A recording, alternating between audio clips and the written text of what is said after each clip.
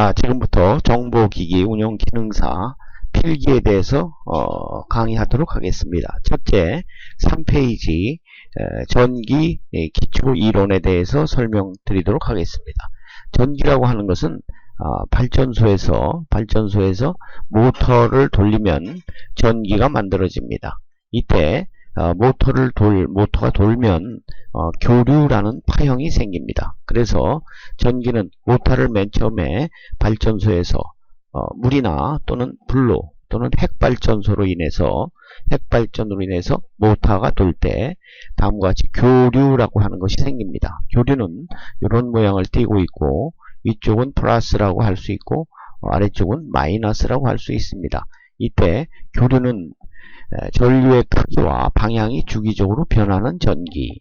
그래서 우리가 영어로 AC라고 합니다. Alternating Current, AC. 우리가 이 AC를 직접 쓰면 에어컨이나 아니면 전자레인지, 다리미 같은 것은 바로 교류라를 전기를 쓰는데 우리가 핸드폰 같은 데는 이런 교류를 직류로 바꿔서 충전할 때 사용하기도 합니다. 따라서 직류라는 게 있습니다. 직류. 이 직류라고 하는 것은 지금 요 아래쪽에 그림에서 보듯이 전류의 크기나 방향이 일정한 전기를 DC 직류라고 합니다. 건전지가 거기에 해당이 되겠죠. 건전지. 그래서 교류라는 것을 우리가 직류로 만들어 사용할 때 파형은 이와 같이 항상 시간이나 크기가 항상 일정한 이것을 우리가 직류라고 합니다. 그런데 우리가 이렇게 직류를 쓰기 전에 이런 교류가 일단 이와 같이 마이너스 쪽은 우리가 잘라버리고 플러스만 이와 같이 만들어낼 때 이런 파형을 우리가 맥류라고 합니다. 맥류. 그래서 순서로 얘기하면 맨 처음에 발전소에서 교류라는 전기가 만들어지면 직류로 바로 가지 않고 이런 맥류로 만든 다음에 다시 최종적으로 직류를 만들어 쓸 수 있습니다. 따라서 우리가 일단 발전소에서는 교류가 만들어지고 그 다음 맥류로 변한 다음에 직류로 최종 바꾸면 세 가지 형태의 전류가 존재하게 됩니다. 이 전기에서 전기라고 하는 것은 우리가 이와 같이 교류, 직류, 맥류라고 하는 세 가지 형태가 있습니다. 혹시 시험 문제에 다음과 같이 다음 중 직류에 대한 설명으로 가장 적합한 것은 그러면 맞는 것은 무엇이냐 이렇게 물어보는 것입니다. 그러면 역시 직류 그러면 시간에 따라서 방향이 불변하고 변하지 않고 크기가 일정한 것, 이것을 답에서 고르면 됩니다. 두 번째, 우리가 일반적으로 쓰고 있는 전지가 있습니다. 건전지라고 할 수도 있고 충전지라고도 할 수 있습니다. 그래서 건전지를 두 가지로 나눕니다. 첫째, 1차 전지, 둘째, 2차 전지. 1차 전지는 재충전해서 사용할 수 없는 건전지입니다. 따라서 우리가 일반적으로 한번 쓰고 버리는 그런 것을 건전지, 1차 전지라고 하고 다시 재충전해서 사용할 수 있는 건전지가 있습니다. 이것을 우리가 2차 전지라고 합니다. 납축전지, 알칼리 축전지, 에디슨 축전기 이런 것들이 재충전해서 사용할 수 있고 여러분들은 핸드폰에 있는 배터리도 역시 2차 전지에 해당이 되겠습니다. 그 다음 이 쿨롱과 암페어라는 말이 있습니다. 여러분들은 일반적으로 전기가 흘러간다 라고 할 때 이 전기에 이와 같은 선이 있다라고 하면 이 전기는 항상 플러스와 마이너스로 구성이 됩니다. 플러스와 마이너스. 이때 플러스는 우리가 양자라고 합니다. 양자. 마이너스는 전자라고 합니다. 양자가 100이 흘러가면 전자도 100이 이동이 됩니다. 따라서 전류가 흐를 때는 양자와 전자가 움직이지만 이 두 가지를 다 가지고 설명하지 않고 앞으로 우리가 전기에서 얘기할 때는 전자만 가지고 설명해도 양자도 같이 흘러간다는 사실을 여러분들은 알고 계시면서 이 전자만 가지고 다루기 때문에 우선 전자의 단위라고 하는 게 있습니다. 전자의 단위 쿨롱이라고 합니다. 쿨롱. 가장 기본적인 내용으로 머릿속에 기억해 두시고 나중에 문제를 풀 때 이것을 참고하시기 바랍니다. 전자의 단위 쿨롱. 그러면 여기에 전자가 100개가 움직일 수도 있고 1000개가, 10,000개가, 10,000개가 움직일 수도 있습니다. 이렇게 전자가 많이 움직이면 전기가 많이 흘러가는 거고, 전자가 적게 움직이면 전류는 적게 흘러갑니다. 전기는. 따라서 여기에 전류 세기의 단위다 라고 하는 것은 1초 동안에 전자가 얼마나 움직일 것인가, 전기량이 얼마나 이동하는 것인가를 따지는 것으로서 암페아라는 말을 사용합니다. 따라서 두 가지, 전자의 단위 쿨롱, 전류 세기의 단위 암페아, 이렇게 기억하시면 되겠습니다. 자, 우리는 여기서 앞으로 공부를 할 때 이 그림을 잘 봐주십시오. 여기 보시면 맨 아래 건전지가 있습니다. 건전지. 이 건전지라고 하는 것을 전구를 연결하면 이와 같이 전류라고 하는 것이 흘러서 여기에 있는 전구에 불을 켜줍니다. 이때 건전지에 나타난 것을 우리가 전압이라고 합니다.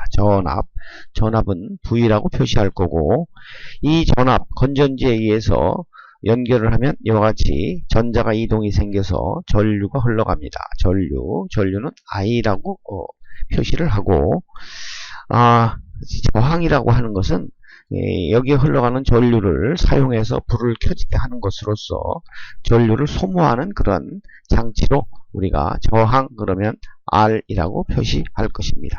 따라서 여기에 있는 전압과 여기에 있는 전류와 여기에 있는 저항 사이에는 늘 일정한 관계가 있습니다. 자, 이것을 차례대로 설명을 드리도록 하겠습니다.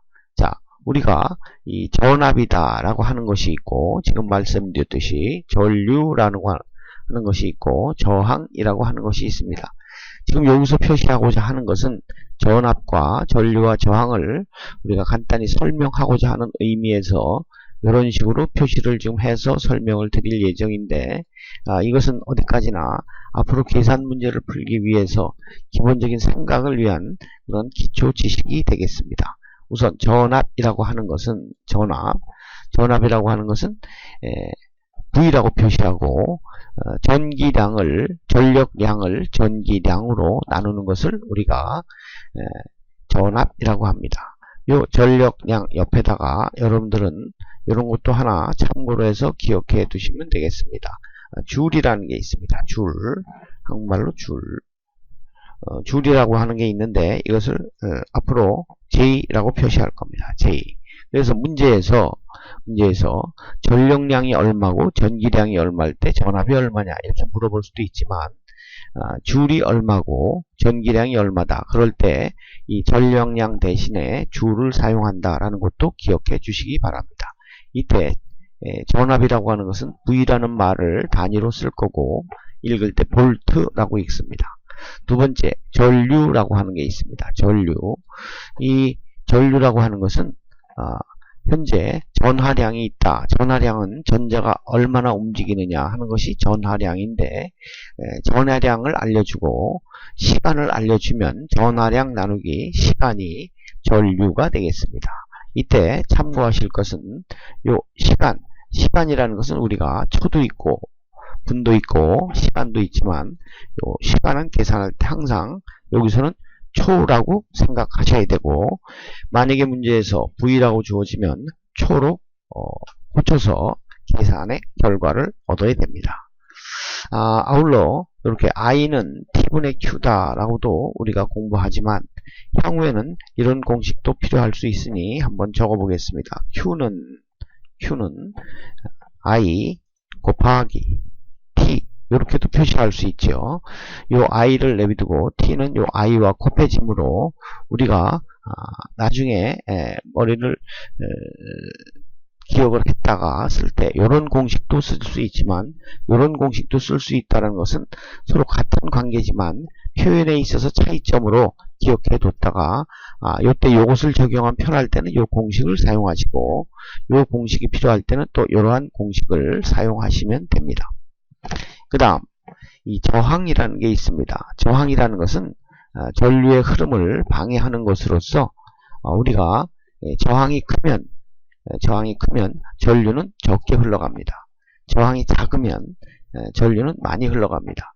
따라서 우리가 그림으로 간단히 한번 표시해 보면 요런 두께, 요런 면적에 도선이 있고 이런 면적에 도선이 있다라고 할 때 여기에는 이런 도선이 있고 여기에는 이런 굵은 도선이 있다라고 할 때 과연 이런 굵은 도선과 가는 도선에 있어서 어떤 게 더 저항이 큰가라는 것을 따질 때 우리가 이런 것을 꼭 생각해야 됩니다. 여기에 있는 저항이라고 하는 것은 여기에는 면적이 있습니다. 면적을 우리가 S라고 표시했습니다. S, 단면적. 또 하나, 여기서부터 이 전기가 흘러가는 구리선이나 전선에 이것을 우리가 길이라고 표시할 수 있습니다. 따라서 이 면적이 넓으면 넓을수록 전기는 많이 흘러가고 저항은 적어지므로 여기에 R은 요 밑에 S와 관계로울 때 반비례하고 요 L이라는 것은 길면 길수록 저항은 커집니다. 따라서 우리가 요 공식을 기억하시면서 아래와 같은 말을 같이 기억해 두시면 문제를 풀 때 도움이 되겠습니다. 저항은 지금 현재 문제에서 길이에 어떻습니까? 비례하고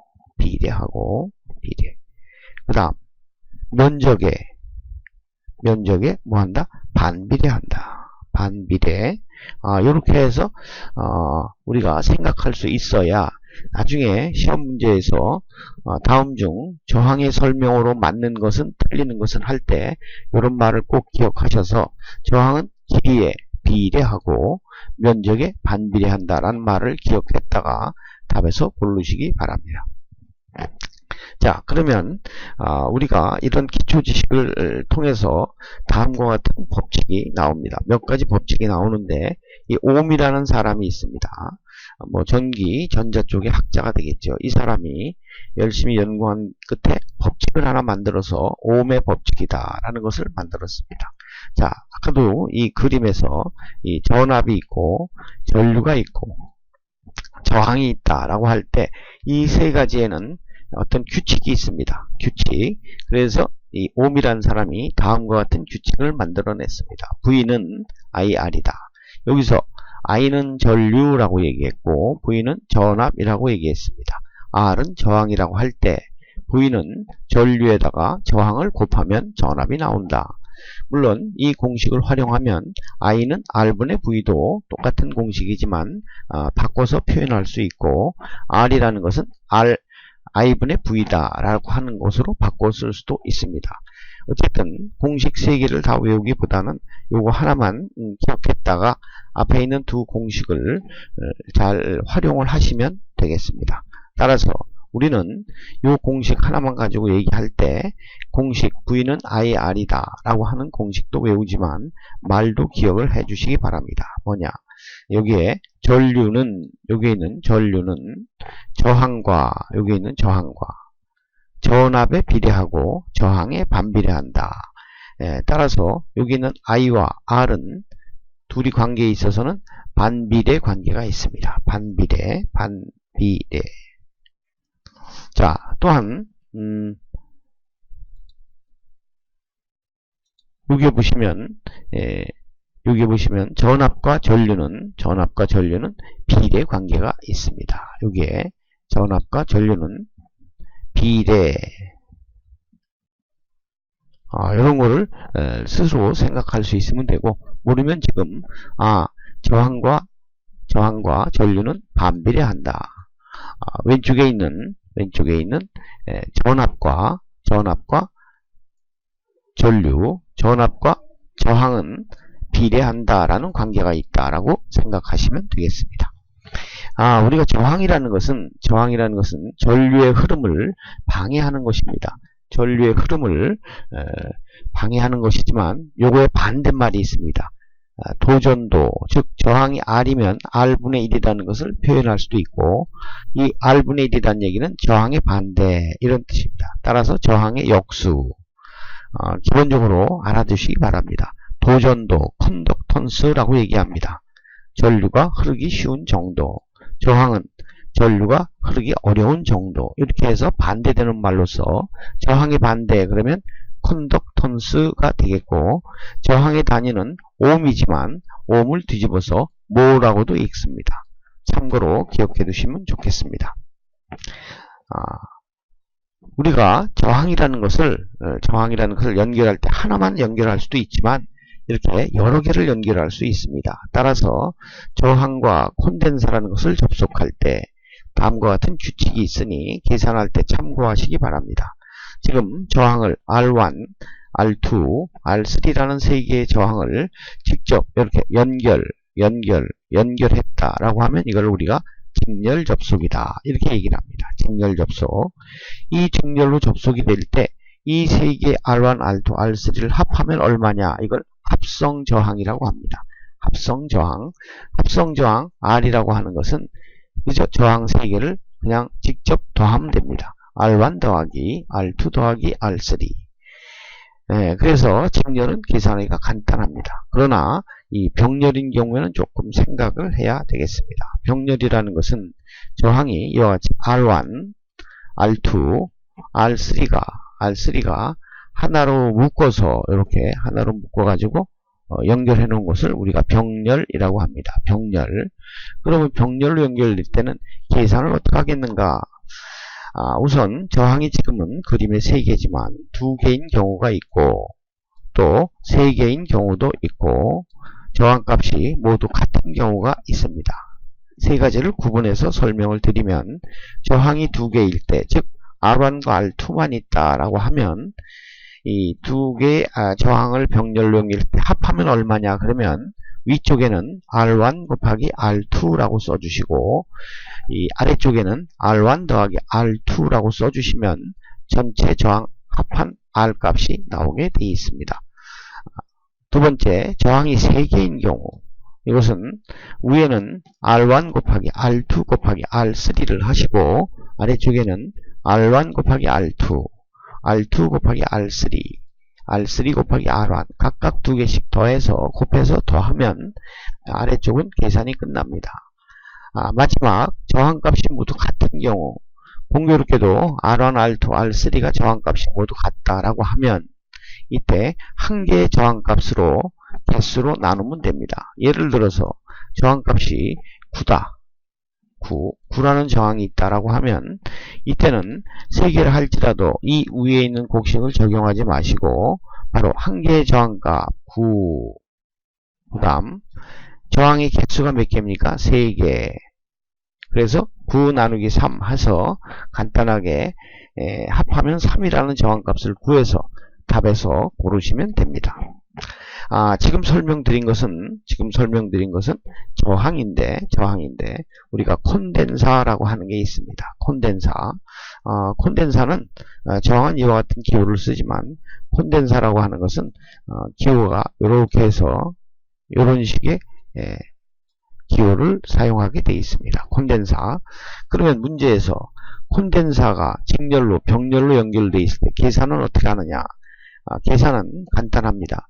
이 콘덴사라고 하는 것은 저항과 반대로 계산하면 됩니다. 따라서 콘덴사가 직렬로 연결되어 있을 때 저항의 병렬 접속 계산법으로 계산하시면 되고, 만약에 콘덴사가 병렬로 연결되어 있다 그러면 저항의 직렬 접속 계산법으로 계산하면 된다. 이렇게 아시고 나중에 문제를 풀 때 이것이 어떻게 적용이 되는가 해서 추가로 설명드리도록 하겠습니다. 자, 이제 우리가 이러한 간단한 기초 지식들을 가지고 계산 문제를 풀 때 이 키르호프라는 사람이 있습니다. 이것도 사람 이름입니다. 이 사람이 2개의 법칙을 찾게 되었습니다. 하나는 여기 지금 그림에 보시면 요 동그란 요 점이 있습니다. 요 점이 서로 만나는 점이다 라고 했을 때 이쪽으로 들어오는 게 있습니다. I1이 들어오고 또 이 점으로 들어오는 게 있습니다. I2가 들어온다.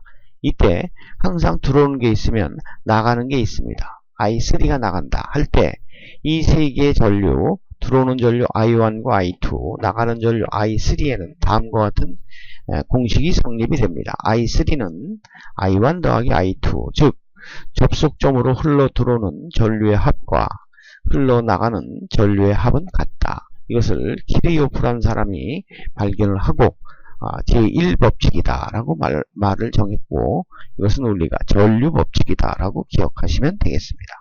두 번째, 그러면 이와 같이 저항 3개를 직렬로 연결했을 때 여기에 전압이라는 게 있습니다. 전압 6V라는 건전지를 연결하면 여기에 분명히 뭐가 흘러가겠죠? 전류가 흘러갑니다. 전류가 흘러가면 1ohm의 전류도 흘러가고 2도, 3도 각각 전류가 흘러서 여기에 있는 전압을 나눠 쓰게 되어 있습니다.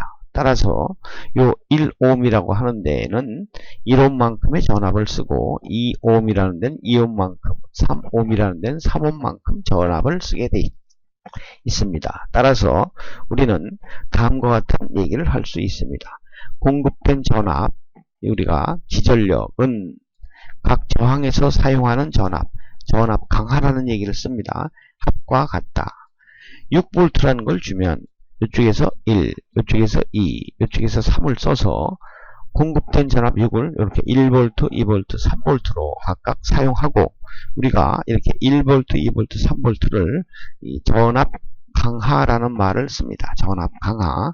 또 하나, 이쪽에 우리가 사용하고 있는 것을 우리가 6V라고 해서 전압이라고 했습니다. 이 전압이란 말은 기전력이라고도 하니 잘 같은 말로서 기억했다가 문제를 푸실 때 도움이 되도록 하십시오.